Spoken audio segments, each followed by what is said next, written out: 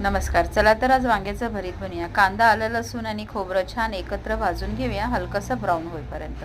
शेंगदाणे ऑलरेडी मी भाजून घेतलेले आहे, त्याचं कूट तयार करूया आणि नंतर कांदा लसूणचं वाटप कोथिंबीर टाकून करून घेऊया.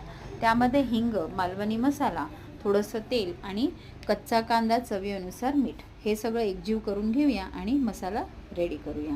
आता आपला मसाला रेडी झालेला आहे. वांग्याला थोडंसं तेल लावून त्यामध्ये हा मसाला छानपैकी भरून घेऊया. ही सगळी वांगी भरून झाल्यावर फोडणीसाठी आपण फक्त कांदा आणि कढीपत्त्याचा वापर केलेला आहे.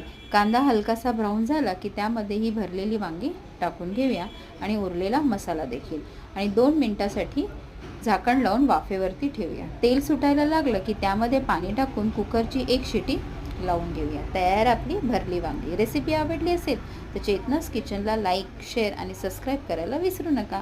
धन्यवाद. चॅनलला जास्तीत जास्त शेअर करा.